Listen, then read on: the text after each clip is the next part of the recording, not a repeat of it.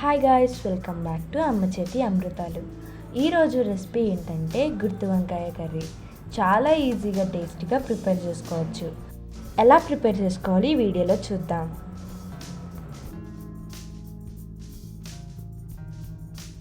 First మనకి కావాల్సిన ingredients: ఉప్పు, కారం, జీడిపప్పు, శనగపలుకులు, అల్లం వెల్లుల్లి, ధనియాలు, జీలకర్ర, కొత్తిమీర, ఉల్లిపాయలు పక్కకు తీసుకొని పెట్టుకోండి.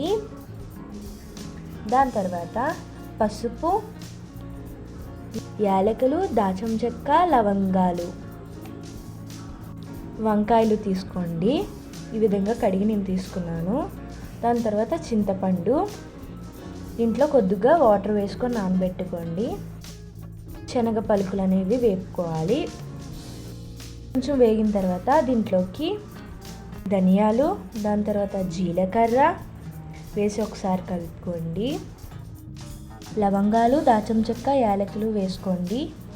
వేసుకున్న తర్వాత దీంట్లోకి జీడిపప్పు వేసుకొని బాగా ఫ్రై చేసుకోవాలి ఒక 1 minute. ఈ విధంగా వేగిపోయిన తర్వాత ఒక పక్కకు తీసుకోండి. చల్లారిన తర్వాత నేను మిక్సీ జార్లోకి తీసుకున్నాను. దీంట్లోకి తగినంత కారం, చిటికెడు పసుపు వేసుకోండి. అల్లం వెల్లుల్లి, ఉల్లిపాయలు, కొత్తిమీర వేసి మిక్సీ చేసుకోవాలి, గ్రైండ్ చేసుకోవాలి పేస్ట్ లాగా. చూసారు కదా, ఈ విధంగా చేసుకున్న తర్వాత దీంట్లోకి తగినంత ఉప్పు వేసి మళ్ళీ మిక్సీ చేసుకోండి. దాని తర్వాత ఒక పక్కకు తీసుకోండి ఈ పేస్ట్ని.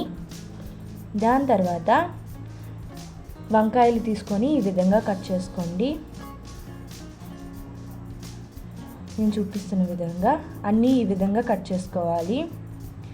కట్ చేసుకొని ఒక పక్కకు తీసుకోండి.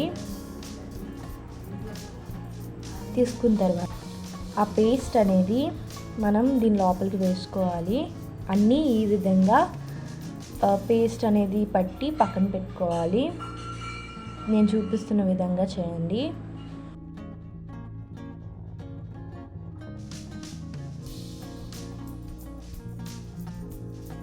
అన్నీ ఈ విధంగా పేస్ట్ అనేది పెట్టుకోవాలి, పక్కకు పెట్టుకోండి. దాని తర్వాత కుక్కర్లోకి ఆయిల్ వేసుకోండి.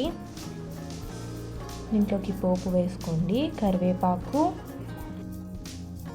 పచ్చిమిరపకాయలు, ఎండుమిరపకాయలు వేసుకొని ఒకసారి బాగా ఫ్రై చేసుకోవాలి ఒక 1 minute.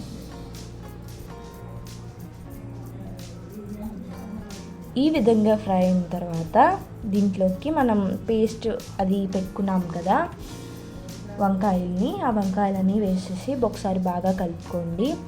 ఇది ఒక 3 minutes వేగనివ్వాలి. ఈ విధంగా వేగిన తర్వాత దీంట్లోకి ముందు చేసుకున్న పేస్ట్ కొంచెం అది కూడా వేసేసి ఒకసారి బాగా కలుపుకోండి. ఇది ఒక 2 minutes విధంగా కలుపుతూ ఫ్రై చేసుకోండి. ఈ విధంగా ఫ్రై అయిన తర్వాత దీంట్లోకి తగినంత వాటర్ వేసుకోండి గ్రేవీ కోసం. అండ్ చింతపండు, మీకు ఎంత కావాలో చింతపండు రసం అంత వేసుకొని విజిల్ వేయించాలి. 1 విజిల్ సరిపోతుంది.